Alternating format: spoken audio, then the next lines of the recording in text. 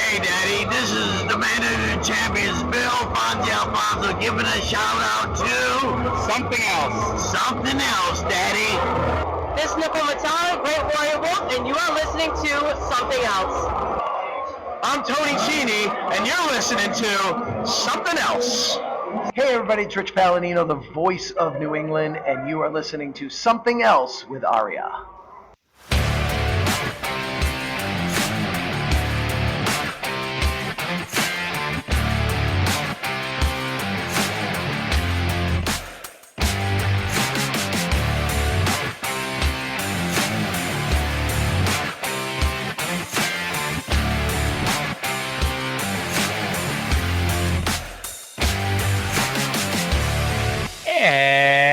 And welcome to the return of the greatest classic pro wrestling podcast known to man. This is Something Else. My name is Arya, and joining me, as always, is the deadlift shrimp to my Karl Malone. It's Trae. Trae, how the hell are you doing today? The horrors persist, but so do I. How are you? I am good. Trae, what episode number are we on? 307? It is, in fact, number 307 of Something Else. All right. It's actually going to be funny to see if you get it right next week, just because as we're sitting here right now, I don't know what episode number we're going to be on next Monday when we record this. Because Cindy and I were not able to link up this weekend to do TNA, so there's not going to be a classic TNA show. However, I've been thinking about doing a standalone show talking about Slammiversary, but that's purely going to be based on how lazy I'm feeling tomorrow night, because it'll probably be tomorrow night when I tape it.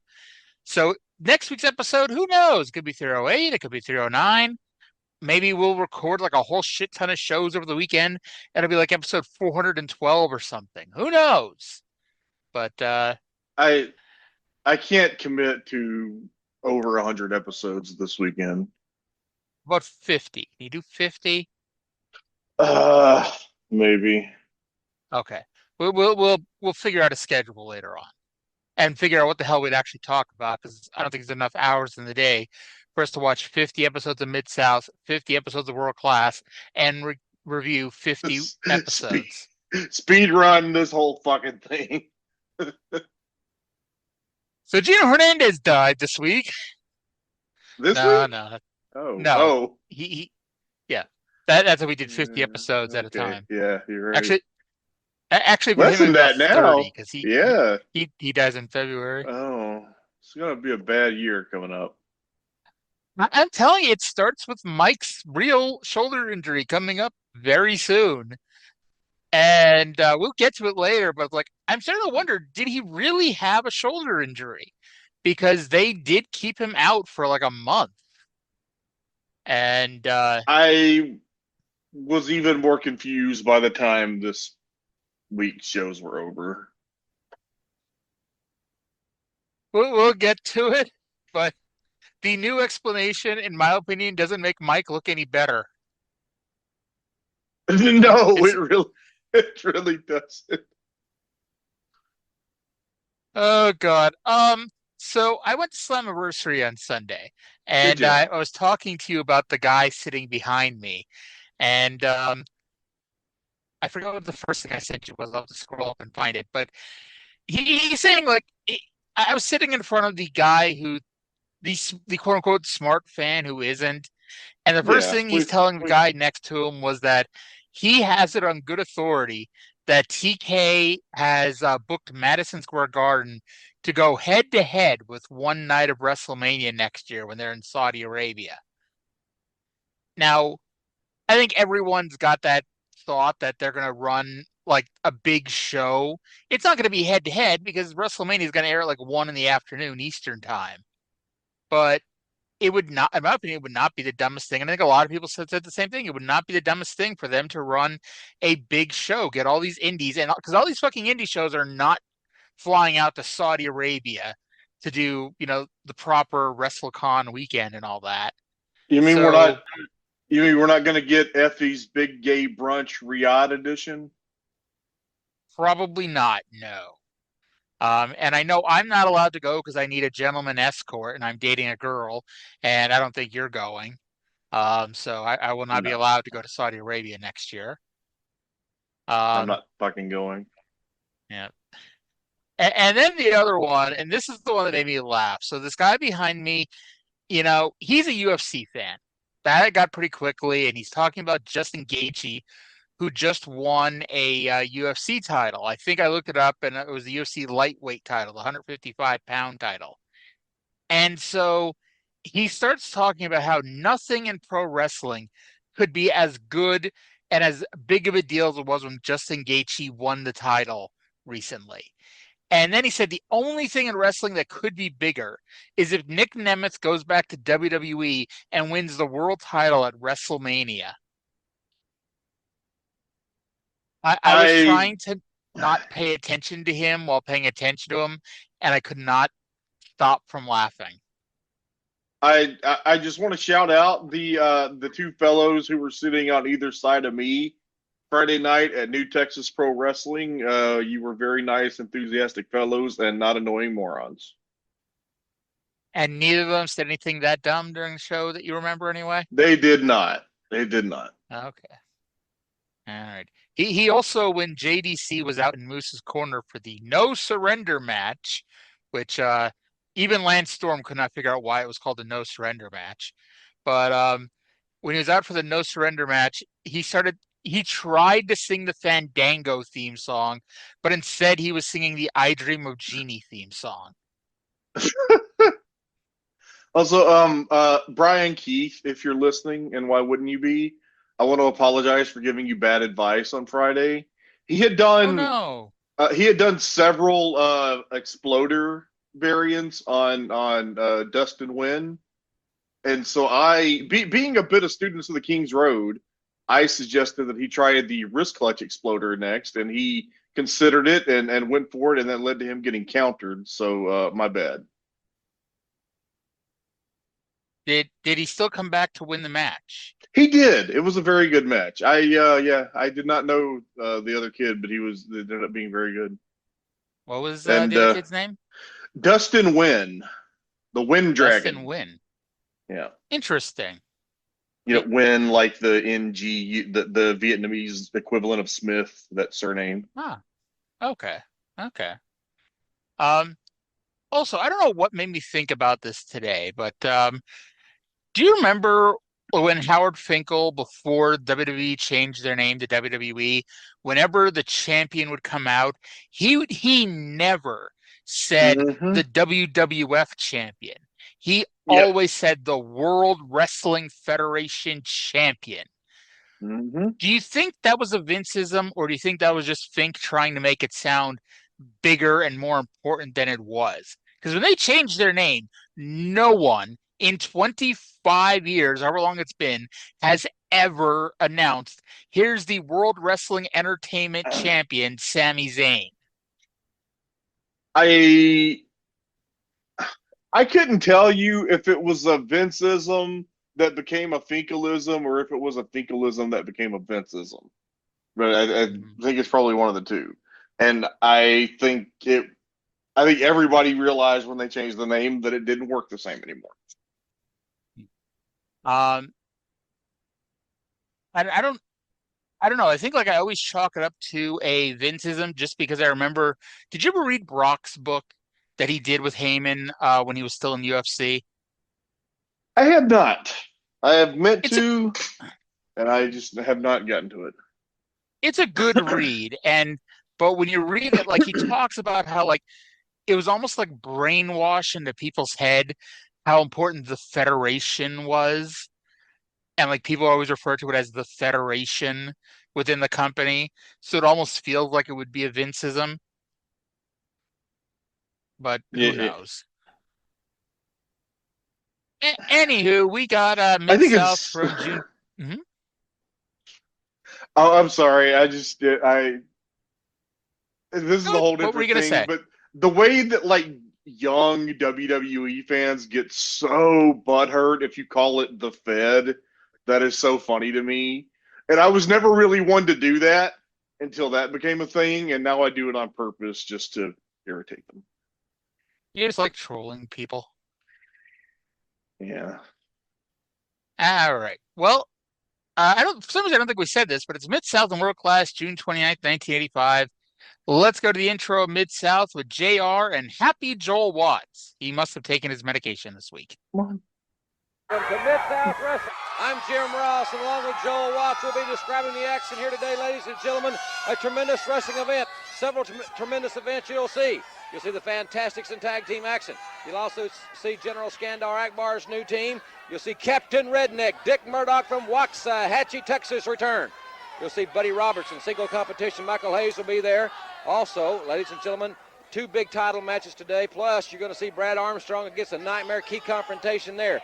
Joel, as I mentioned, 2 championship matches right here today on television. Well, the Dirty Dutch Mantell has been on a quest for the Mid-South television title, and he has got his wish. He's going to take on the Snowman today right here on Mid-South Wrestling. And also in tag team competition, several teams were vying for this spot, but the Rock and Roll Express got it. They have a match with Ted DiBiase and Dr. Death for the Mid-South tag team titles. All that and so much more right here in this hour. That's exactly right, ladies and gentlemen. Thanks very much for allowing us to come into your home once again for this tremendous program. And right now, let's go to ring announcer Boyd Pierce.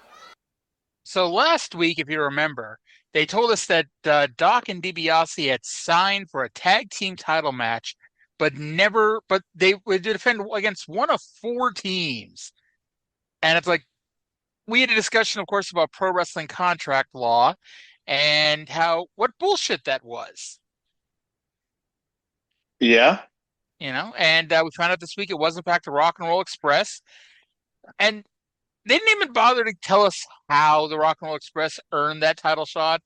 It wasn't like, oh, well, Grizzly Smith looked at the records of the 4 teams and the head-to-head matchups between the 4 teams, and they decided that the Rock and Roll Express was the team that deserved it. Nope. Grizzly Smith just decided at random the Rock and Roll Express should get a match this week. They looked at which teams were about to leave the territory and picked the ones that could eat a loss. That is true. He's not lying. We're also going to get Brad Armstrong versus the champion in a key confrontation this week. Key confrontation. Yes, I don't know what makes it a key confrontation, but it is, in fact, a key confrontation here. Along with the Snowman versus Dutch for the TV title in Snowman's penultimate TV match. Will he make it out of the arena tonight as champion? We'll have to wait to find out more. But while we're waiting for that, we go to the ring for the opener. Tommy Pritchard and Patty Rose versus the Fantastics. Someone must have told Bobby and Tommy to hurry things along, because while they did hug a couple girls each, it was not their usual sexual assault ringside. Maybe they realized as the opener they didn't have 43 minutes to walk around and hug and kiss everybody for once. There you go.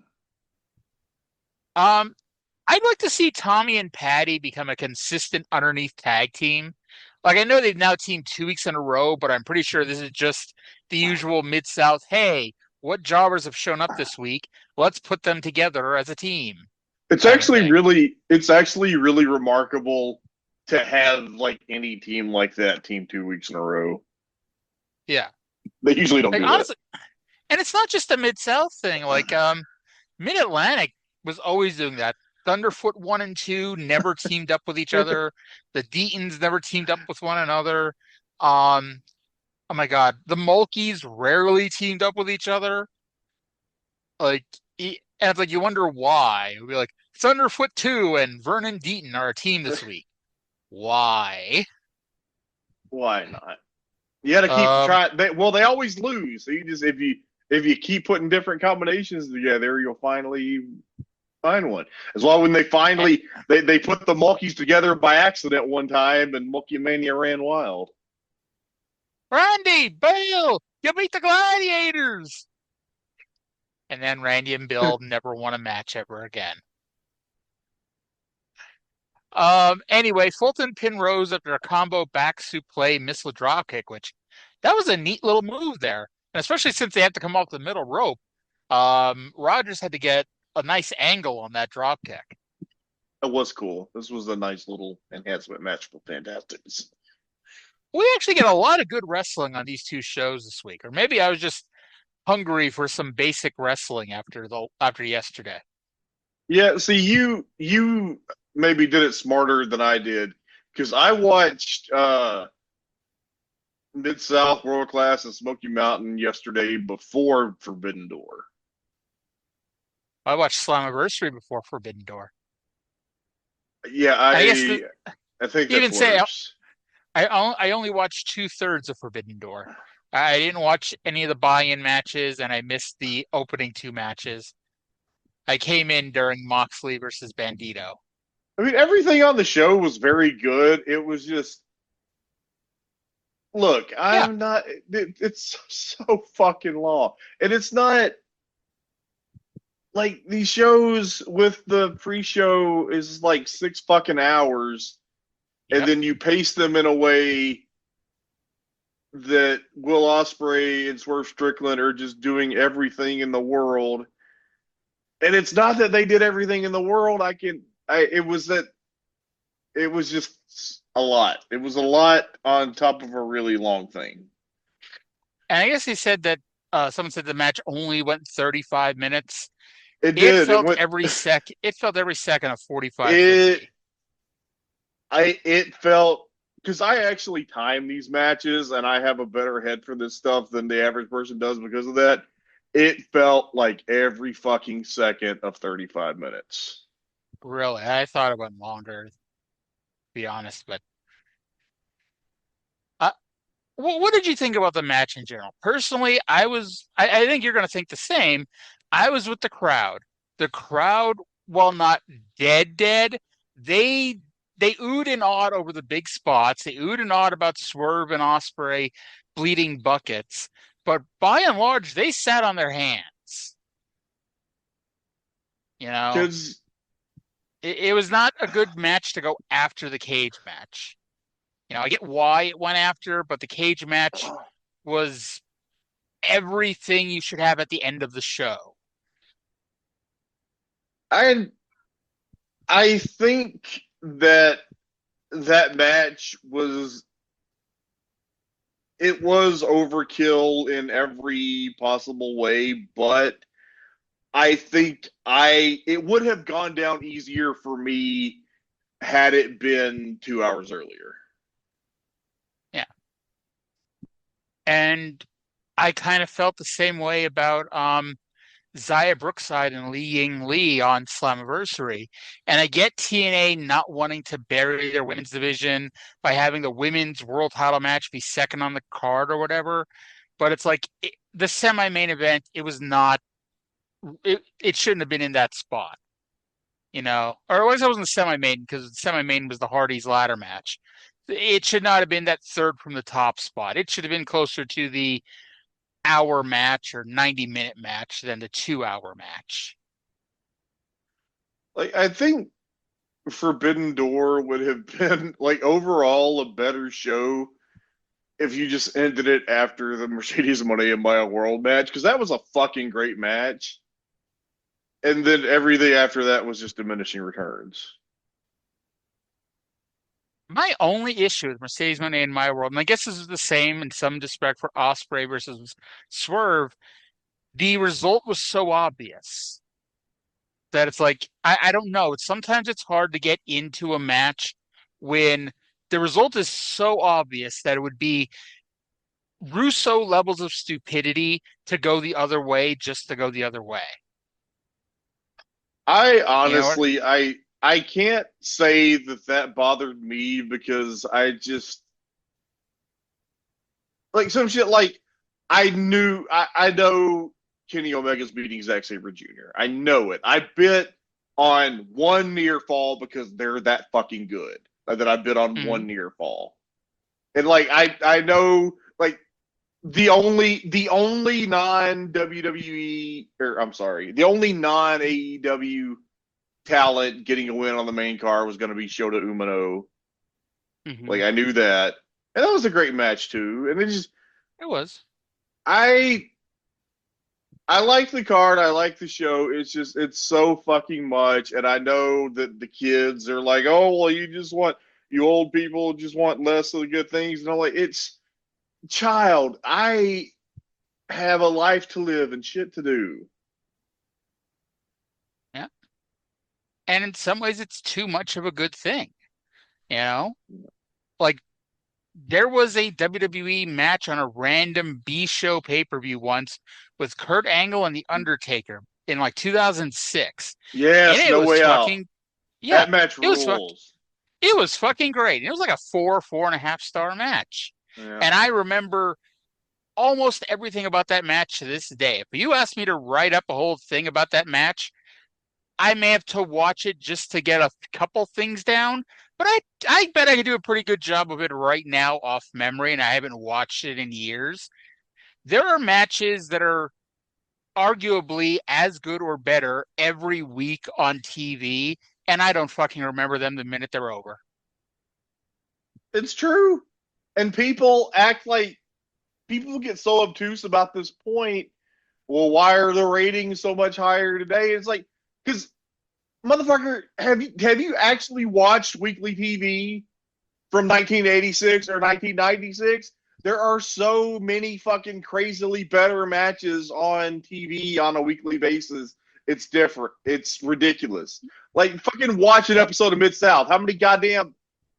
We get a 3-star match on Mid-South every 3 to 4 months. Just put over the Fantastics versus Tommy Pritchard and Patty Rose in a 3-minute enhancement match and talk about how much we'd like one of the teams to be together more and get a little bit more of a push. And they were on the screen for 3 minutes, maybe 4. I don't know. Trey, what was the time? It was 2 minutes and 57 seconds. There you go. And mind you, I'm not going to remember this match until next week when I'm watching Mid-South, which is actually probably better than AEW because I'll watch Dynamite Wednesday. They'll say last week on Dynamite, and I'll be like, oh, yeah, I forgot that happened. I watched Dynamite last week, every minute of it. I will say Dynamite is easy to watch for the most part. But it's like, if that shit ever goes to 3 hours, shoot me in the fucking face. I mean, it's getting there. And I know it's just the overrun, but it's like, it's 2 hours, 20 minutes, 2 hours, 30 minutes most weeks. And it's like, that's just too much. I'm sorry. I know I'm old. I just want to go to bed. Give me a 2-hour wrestling show. That's all I need. And this is where Trey now goes, well, watch Collision. That's 2 hours on the dot every week. Well, it goes over a little when it's live, but not every week like Dynamite does. Yeah. But yeah, I'm a Collision cowboy since day one. Collision is the A show as far as I'm concerned. That's my shit. 2 hours with like 7 to 9 matches. It's very fun.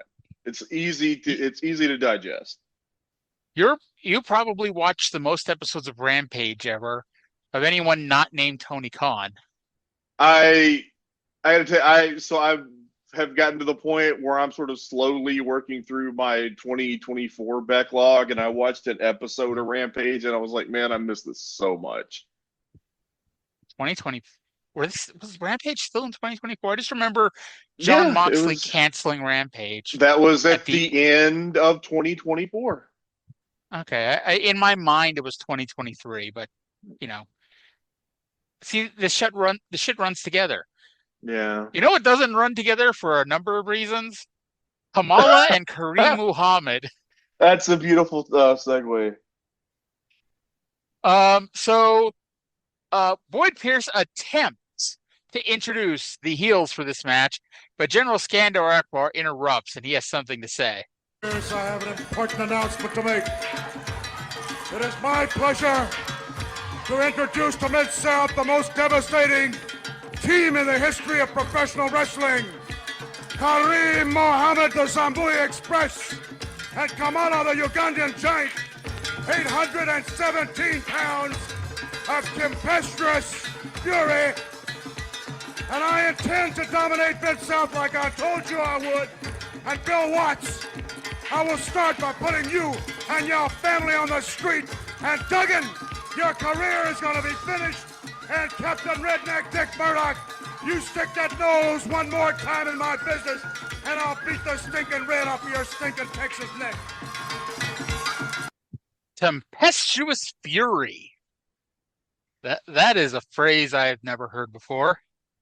Is that our episode title this week? 'Cause I didn't really think of one. More than likely, either that or Where's the Mailman? But oh God. But yeah, that's a phrase I've never heard before. Tempestuous fury. I gotta say that would actually be a hell of a name for a team too. But I'm pretty sure Kamala and Kareem Muhammad are not going to be known as that for very long. Yeah, so Kamala knows how to do tag matches now. He stood on the apron and waited politely with no problems. Yes, do you remember like 2 years ago in World Class when Akbar said he had to negotiate with Ric Flair to be a team member to go up to the 6-man titles because Kamala couldn't do tag matches? The guy is learning. Yeah, there you go. Good. He does learn. He has relearned how to pin people. Because I remember there was that period of time where suddenly he forgot they're supposed to roll them onto their back. But he doesn't have that problem anymore. But I guess we don't know that for a fact because it wasn't him who won this match. Muhammad won with the Tomoaki Hanma headbutt. And their opponents, by the way, were Jason Walker and Frank E. Lane. Kokashi makes you happy. I will write that down at some point, I'm sure. I'll remember it like I remember Shinanomaki. Dick Murdoch versus Randy Beeson. Richard Murdoch, his friends call him Dick. You can call him Dick too. Dickie Murdoch. Yeah. Now, when you were, because I know you stopped doing this a while ago because you just got behind on watching wrestling. When you were watching your 1993 stuff there for a while, were you only watching WCW or did you watch the Fed as well? I was watching like everything that I had on hand, so yeah, all of it. Okay, so did you get to the original plugs for Thurman Sparky Plug? No, I did not get that.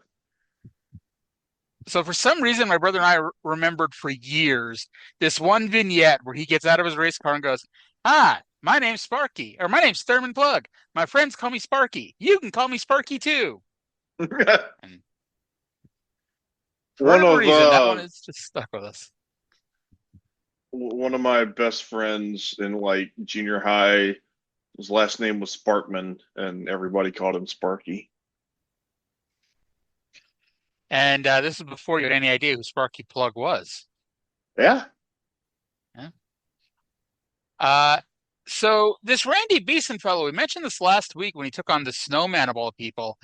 He ain't bad. I don't remember the hell ever happens to him because he doesn't have a cage match, so he mustn't last long in the business.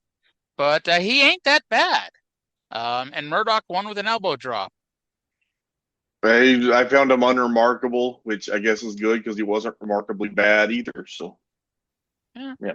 I guess like because we've seen so many bad jobbers, especially the ones that don't have a cage match profile. You're just like, okay, this guy's lasting 2 weeks. Let's see how bad he is. Who was that one that was so fucking bad? Ed Langley or what was his name? The one that could even fucking walk. Oh my God! Now I'm blanking Ed on it. Siegel. Ed Siegel, yeah. Ed Langley wasn't he one of the guys who trained Jericho and Storm? Yes, there we go. Yeah, yes, you're right. I knew that was the name I got from somewhere. Wow. So during this match, they tell us that Dick Murdoch is the toughest Marine to ever get into pro wrestling. After commercial, we go to Private Terry Daniels versus Buddy Roberts with Michael Hayes in his corner. Poor Private Terry Daniels. Now, no one is ever going to say that Private Terry Daniels is tougher than Dick Murdoch. You know, I'd hazard a bet that no one would say that, but that still was a pretty mean thing to say here on the show. Well, to be fair, To be fair, the story that they told through this match was, in fact, that Dick Murdoch is a tougher Marine than Private Terry Daniels. well, I guess that depends on how you phrase it. He's a tougher man who was a Marine, but was Dick Murdoch a tougher Marine? I bet Dick Murdoch never wore a uniform with the wrong insignia on it. I bet he did not. And if he did, he probably did it on purpose. Like, he was up Yes. to some shenanigans. I bet He'd probably dare you to take his insignia off of him. You could probably do a whole sitcom about Dick Murdoch and Marine Corps boot camp. And not even like super in shape Dick Murdoch. I mean, like 290-pound Dick Murdoch. Dickie Murdoch, USMC. Yeah. He got his trenching tool, you know. Gotta love it. By the way, Buddy Roberts with Michael Hayes. Michael Hayes was very excitable here. He jumped over the top rope and landed on his ass. I suspect cocaine may have been a factor in this segment. Quite possibly.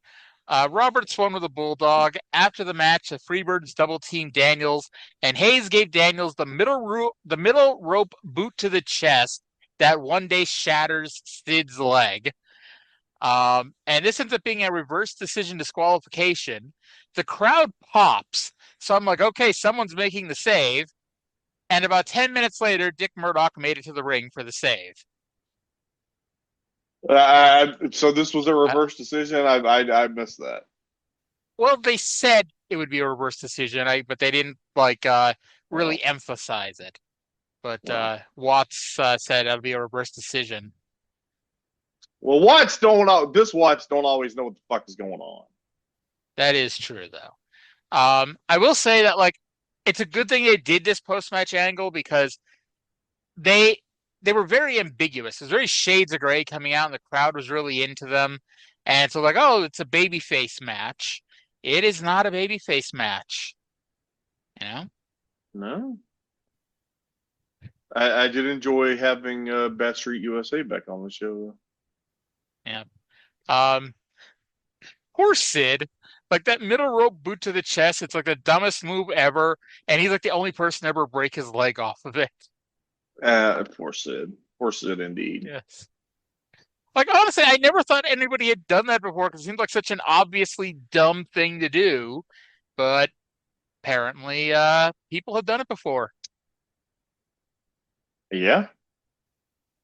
By the way, apparently, and I don't know how well known this is, but that was not Sid's idea. Turns out that was Johnny Ace's idea for a spot, and Sid didn't want to do it, and actually led to Sid suing them, suing Turner, Time Warner, because of it.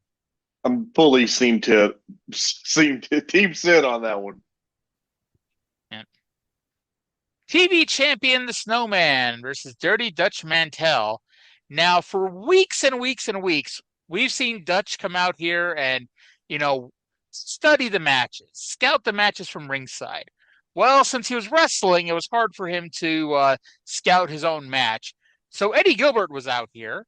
And was this the first time that they said that he was Hot Stuff Eddie Gilbert? Because they said he's General Eddie Gilbert, but he prefers to be called Hot Stuff. Oh, I didn't even catch that, but I think you're right. Because he was in the hot stuff. Yeah. And it's better. It was too much trying to be Lawler wearing the general's garb. And it is not the worst general gimmick we're going to see over the next year. Spoiler alert. Yeah. People need to stop trying to be Jerry Lawler. Not even Jerry Lawler can sometimes be Jerry Lawler. I don't know. I think Jerry Lawler is probably the best Jerry Lawler. He's the best Jerry Lawler.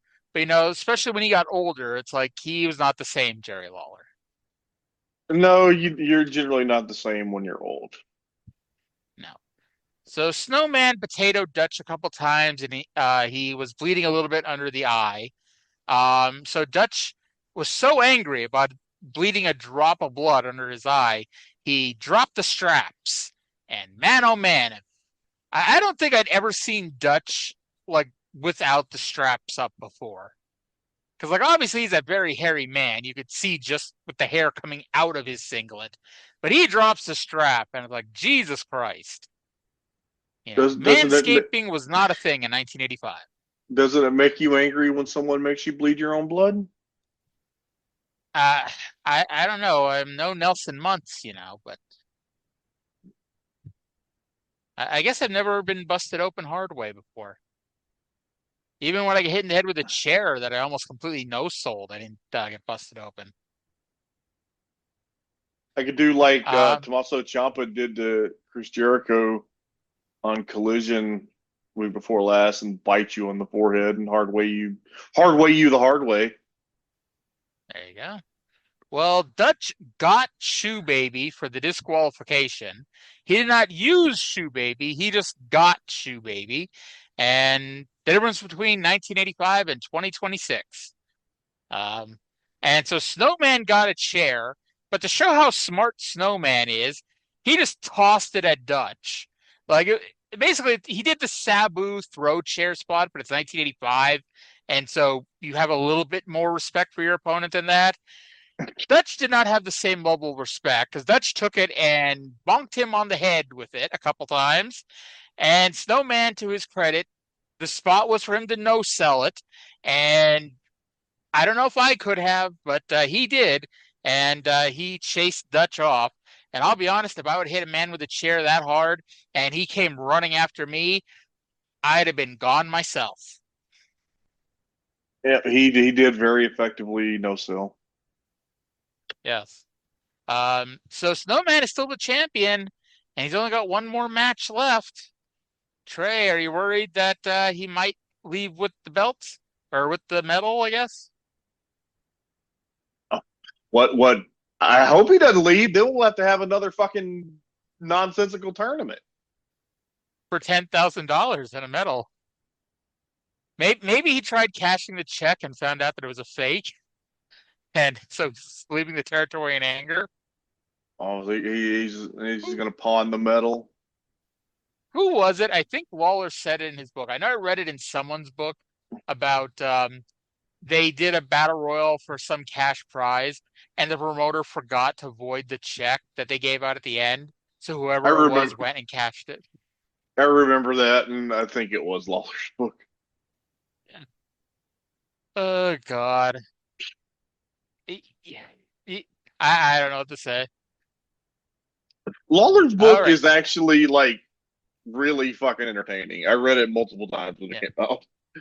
Lawler's book, the problem with Lawler's book, well, one of the problems was it came out at the same time as Hogan's book.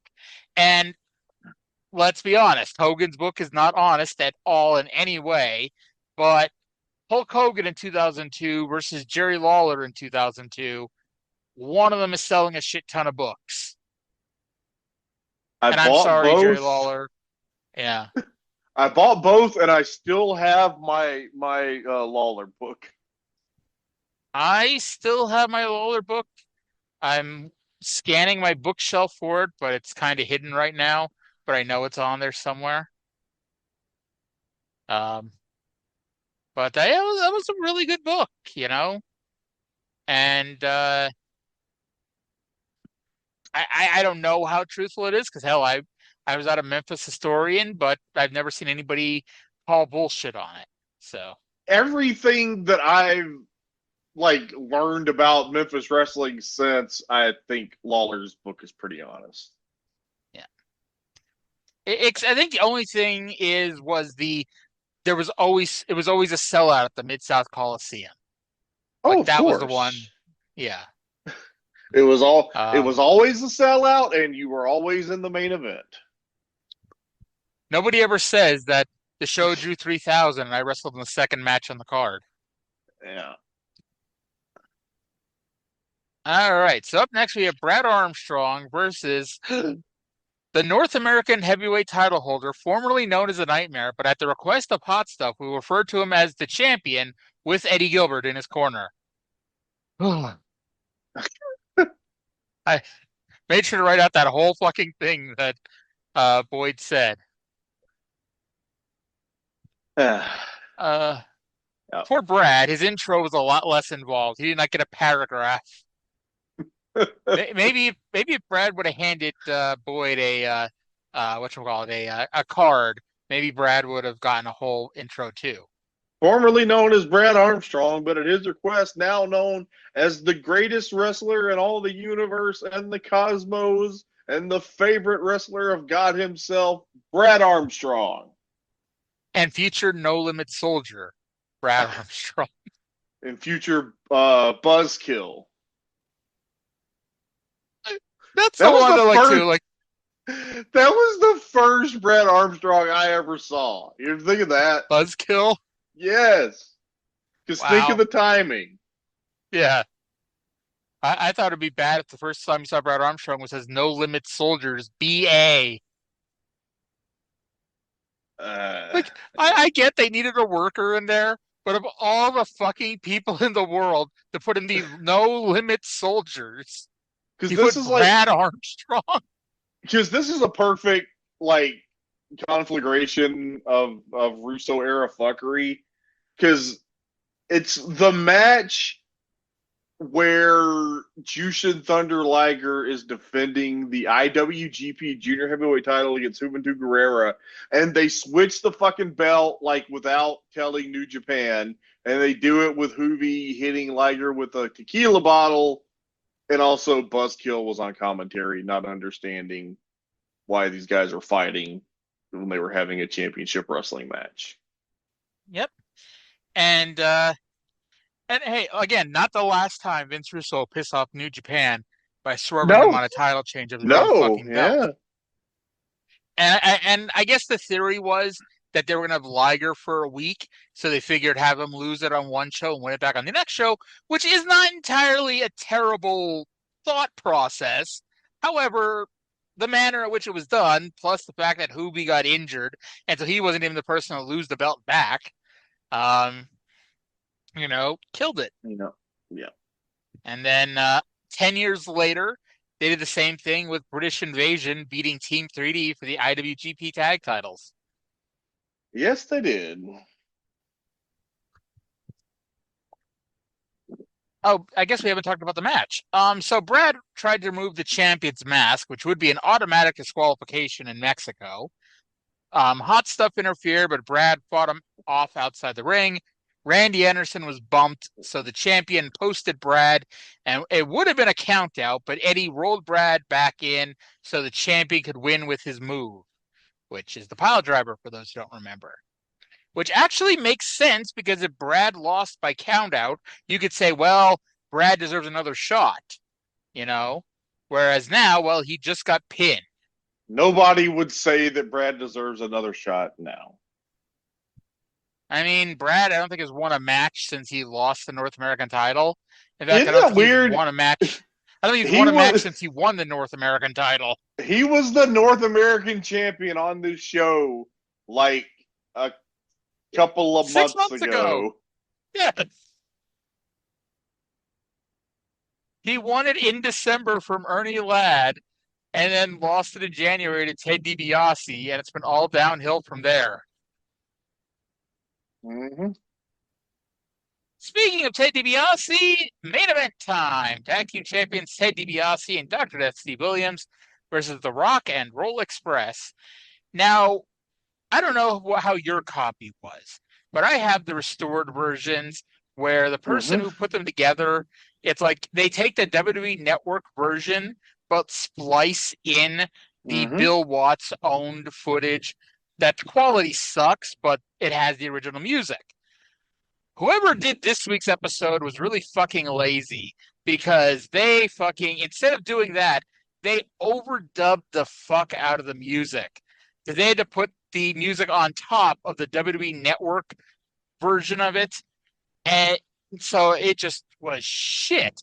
And they didn't say for the Fantastics, and I'm like, this could just be like a shitty whatever. But no, the Rock and Roll Express was painfully obvious that they did that shit.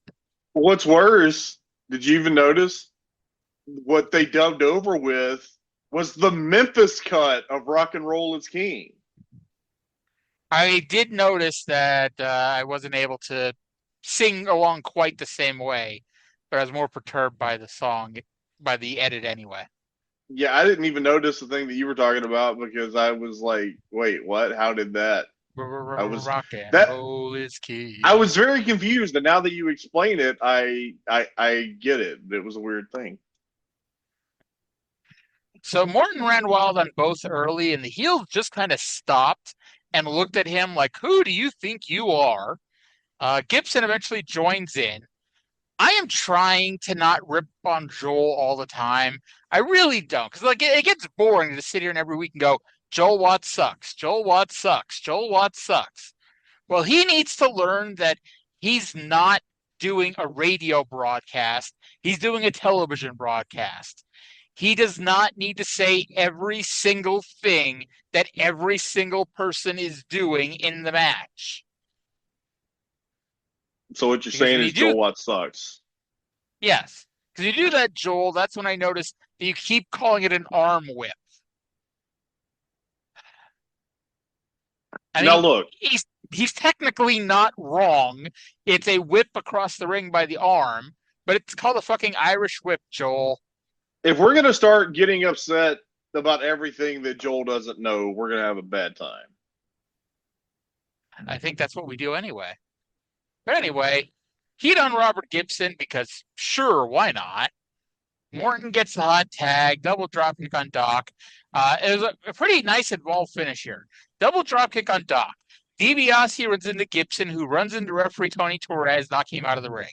DiBiase loads the glove and KOs Gibson. Morton rolls up DiBiase, still no ref. Doc comes around, adjusting his arm brace, whacks Morton. Torres gets back in the ring and makes the pin. This was a fun little match. Doc and DiBiase win. This was a loser leaves Mid-South for 7 months match. Yeah, shockingly, this match with 4 great wrestlers in a little bit of time was very good. Yeah, they got like 6-7 minutes. Mm-hmm. But yeah, Rock and Roll Express, we were talking about it. They do start July 1st in Atlanta, or Charlotte, more specifically. And they finish up this week. And actually, their last match, they take on the Midnight Express, I think, in Oklahoma City. And I guess then they all jumped on the same plane to Crockett. Oh, makes sense. Except for Cornette. He went back to Dallas to do the July 4th show with Sunshine. He had to walk on sunshine. He's walking on sunshine. Whoa. Anyway, any other thoughts about this match before we play the Michael Hayes promo? It was good.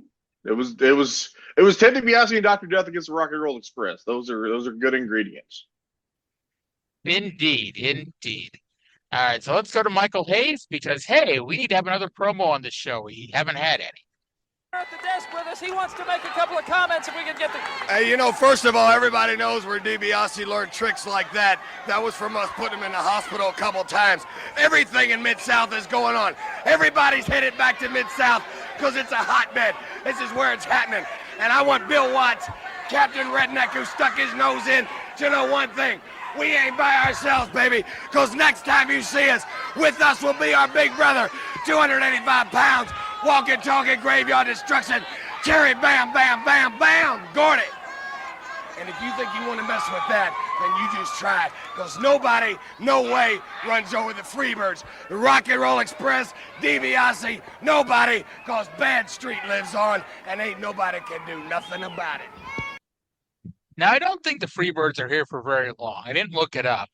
But do you think the plan was not only for them to be around for a little bit, but also for this to be the start of a DiBiase babyface turn? Or do you think it's just Hayes not really knowing the territory, except that DiBiase is somebody he worked with before? I mean, probably that. DiBiase is going to be a babyface before the end of the year. Spoilers. Yes. We have a all-time classic angle. Yes. Yes. So it's probably just Hayes being Hayes. Okay. But yeah, this was a nice promo. He's coming after Murdoch and Bill Watts. Yeah, I'm a little surprised that Watts hasn't been on TV more, like Bill Watts. Like, I know he only wrestles a couple times, but I figured he'd be on cutting promos, doing angles or whatever. He really hasn't been. Okay, we don't see the local promos. Correct, but at least on TV, there's no real angles and whatnot. Well, he's only been on, he had the one squash match, and that's the only time that we've seen him since he started this. The Stampede is alive in '85. Yeah. Oh, and we forgot to mention, Murdoch was apparently wearing a Stampede is alive in '85 shirt. I didn't notice it either time we watched it here. But they do tell us that next week the champion is going to defend against Terry Taylor, the return of Jim Duggan, and a music video for the Fantastics. I wonder if it'll be a new music video. I gotta say, Joel didn't look too enthused. And usually when it's a new music video, he's super proud. He does great work. He has reason to be super proud of those things. He didn't have the "I'm super proud of what I did" face. So it might be a repeat of the same one we've seen 10 bajillion times on this show. Yeah. But that's the other thing too, because Watts and Duggan are linked up, and we haven't had Duggan on the show in a while. That might be it, because you can't have Duggan on the show without Watts at this point, I guess. I suppose so, yeah. All right, so we hop in the car, go 130 or 140 miles west to Dallas, the Sportatorium for World Class Championship Wrestling. Now, the version I have, and I'm assuming the version Trae has, is only 37 minutes long, and usually they're about 44 minutes. So I wonder what got cut. Even though when they did the rundown of the matches at the beginning of the show, I don't remember anything being skipped. I guess we'll see it again here in a second. The only thing I could think was, and even though this wouldn't be 7 minutes long, but like Iceman's promo just kind of ended out of nowhere at one point. Yeah, it was probably like a music video. Probably.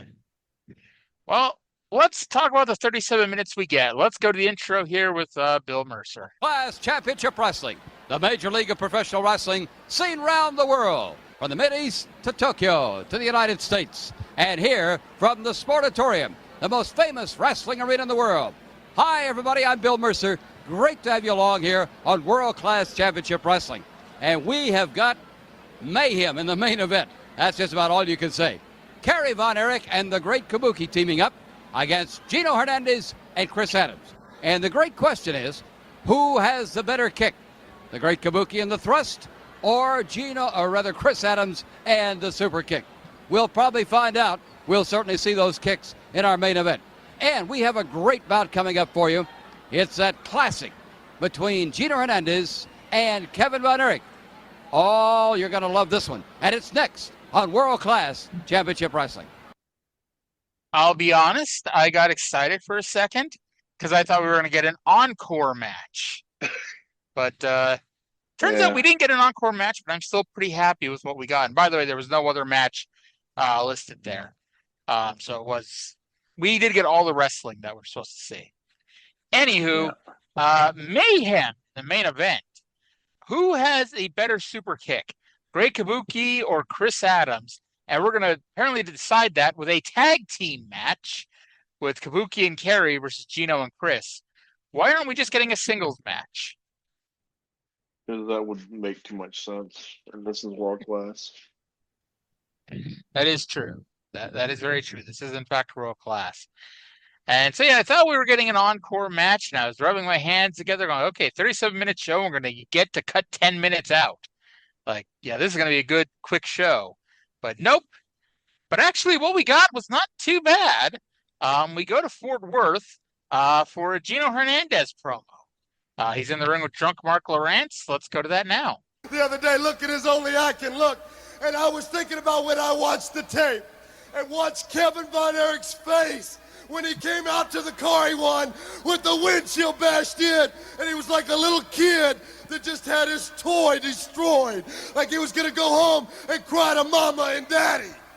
Well, let me tell you, Kevin Von Erich, if you can't handle your own battles and you cannot adjust your mind to the circumstances that happen, then why don't you just retire from wrestling? Because you and I go back a long, long way, Kevin Von Erich. And I'm sick and tired of you and your family thinking you rule wrestling. And stupid, the nerve of you and the people to complain about that stupid car. You're just jealous because you're not driving down the road in a $30,000 Corvette looking like I do when I drive down the road. The Von Erich family, I've had enough of you. 1985 is the year of the dynamic duo. Chris Adams and gorgeous Gino Hernandez. And we're sick and tired of them hillbillies, the Von Erichs. Let's be careful, please. I think these people have heard about all they want to hear. Now I'm going to do some talking. So Kevin Von Erich is a liar. Gino was making fun of him, and I don't blame him for coming out and standing up for himself. But he says, I'm going to do some talking, and then punches Gino in the face. That's not very good talking right there, Kevin. And I guess Kevin has never been known as a talker. So what can you do? Still. He talks with his fists. Yeah. Ricky Hazard, by the way, came out with him. So I assumed we were getting a tag match with Kevin and Ricky Hazard versus Gino and Drunk Mark Lawrence. But that's not what happened. Oh, too bad.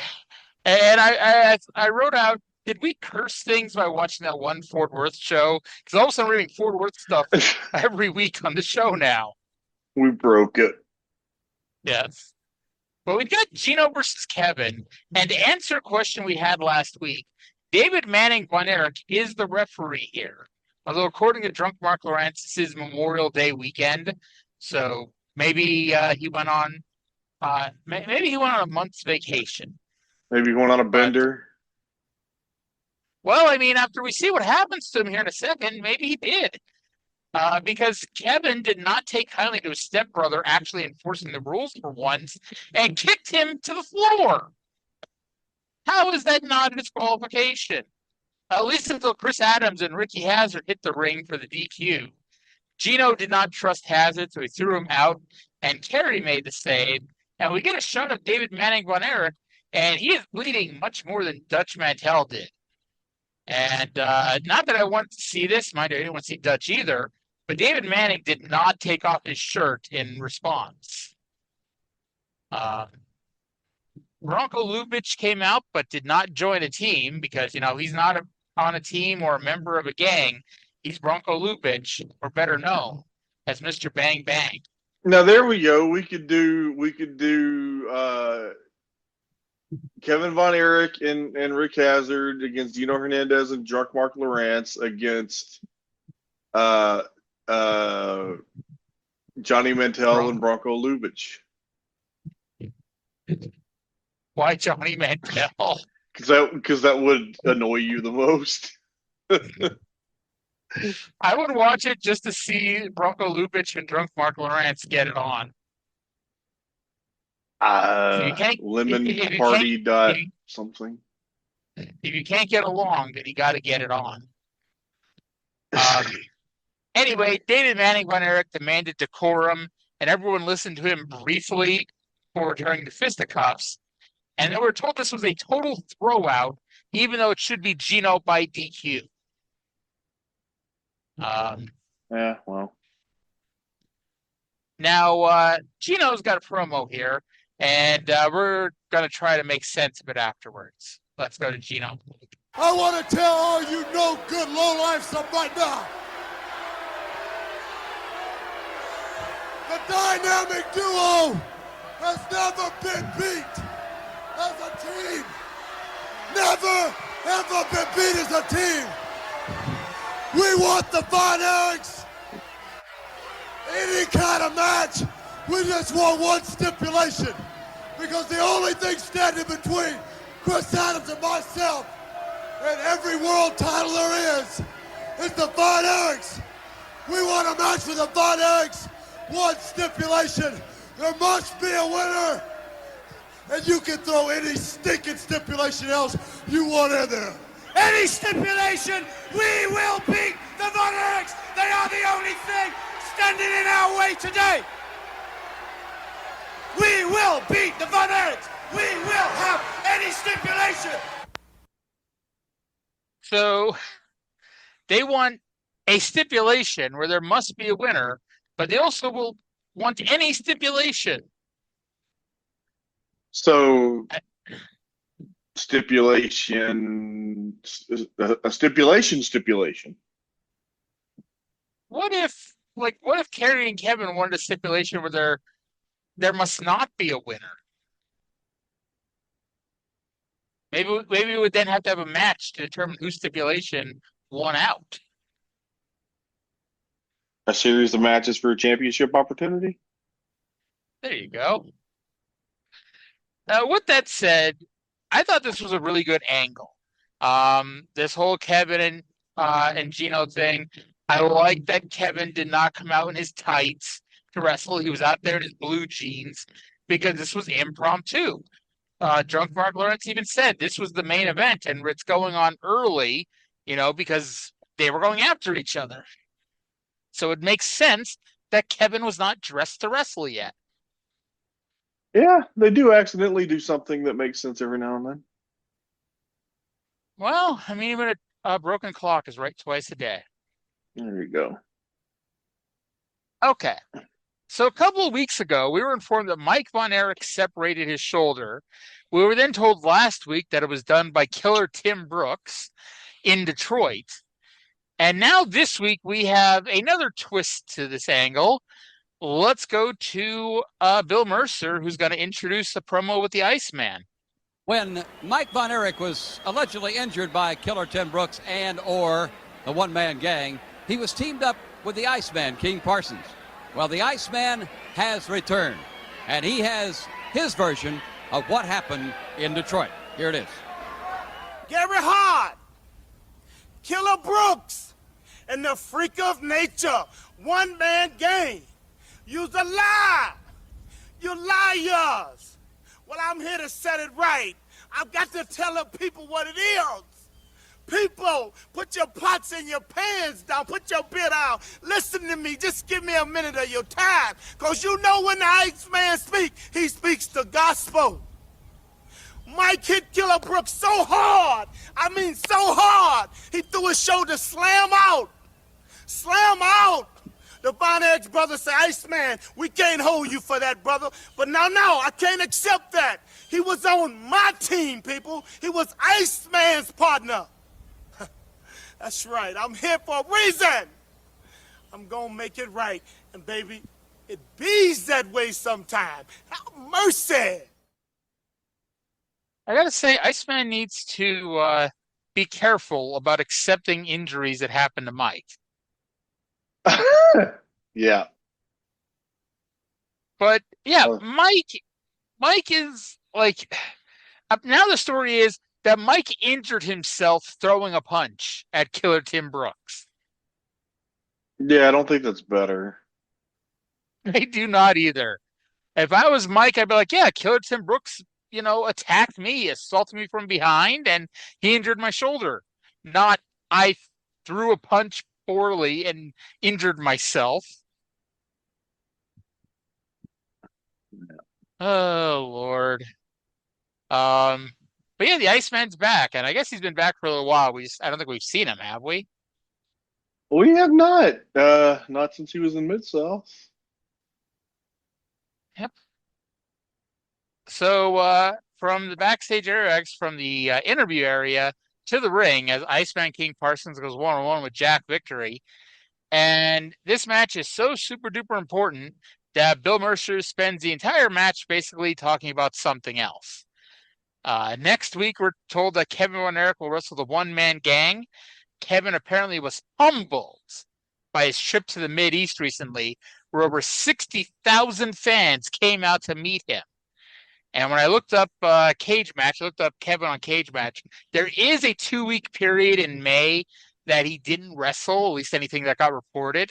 So if he really went to the Mideast, that would be your time frame right there. And it actually would that would make sense timeline wise, because it was soon after that they started talking about the shows in August. Yeah, that does make sense time wise. Yeah. And in case we weren't sure whose story to believe, next week Mike Von Erich is going to be here to tell us that he injured himself punching somebody. I can't. I would keep that to myself. Yeah. Or as I wrote, Mike Von Erich will talk about his fake shoulder injury as we get ready for his real shoulder injury. Oh, this is a poor bout of karma here for young Mike Von Erich. I must tell you that. And Parsons won with she calls that the rear view. But. What did Glenn, what's his name, say about it in wrestling? The romping, stomping, bump by the Iceman. Rubber baby buggy bumper, something. By the Iceman. What did they try to call it in Mid-South? The romper stomper? Yes. Because that's so much less stupid than butt. I gotta say that she calls that the rear view is is a better name than both, I would say. I gotta say, if I had to choose someone's butt to go running headfirst into, and my options were Iceman, King Parsons, or Naomi, call me sexist, I'd rather run into Naomi's ass. Hard to disagree with that. There was, when WWE was doing those workout DVDs, they had like a picture of Naomi doing push-ups, and you know exactly what I'm thinking. Push-ups. Yeah. She was definitely sticking out. Yeah. Great Kabuki and Kerry Von Erich with Sunshine versus Gino and Chris. Mercer, entertaining himself, pitched it to the handsome drunk Mark Lawrence to introduce the match. There was a lot of show left for this match. It was like 15 minutes. And I got to say, it was not bad at all. And it was built around kicks, because the whole thing was who was the better kick, Chris's super kick or Kabuki's thrust kick. Well, Adams gave Kerry a super kick, and Kerry fell out of the ring. And I got to say, I'm not saying Kerry's ever buried any of these guys, but Kerry's always done a pretty good job of protecting his Superman reputation. So selling one kick to such a degree, I thought was pretty noteworthy here. Yeah. Suddenly, during the match, we were informed this is when they were getting the heat on Kerry, I believe, because they had a bunch of heat segments on this fucking match. There's like 10 heat segments.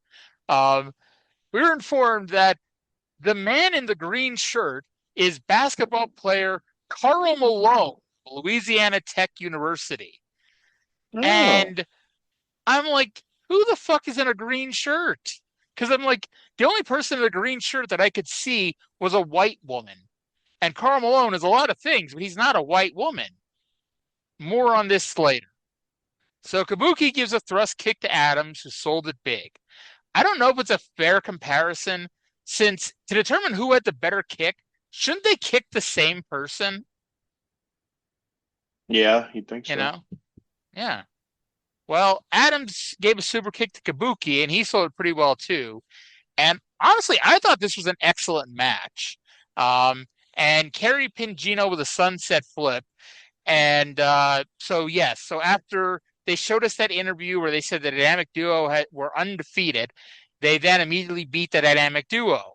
Of course. And to make it better, they beat the dynamic duo then just to do a promo where they're going to be wrestling them on July 4th at the Star Wars show for Gino's Corvette. Because Kerry took the mic and said he vows to tear his Corvette to pieces. And so Gino and Chris beat them both up. Yeah, that was what I noted, that Kerry and Kabuki beat the dynamic duo to set up Kerry and Kevin beating the dynamic duo. Actually, I don't think they beat them. I think the Dynamic Duo win. I could be wrong. And still, that's right up there with more revenge. Yes. And actually, in this case, it does. I'm not saying this match result makes sense, but if this match result was going to happen no matter what, it does make sense that the Von Erichs want more revenge because Kevin wants more revenge on Gino.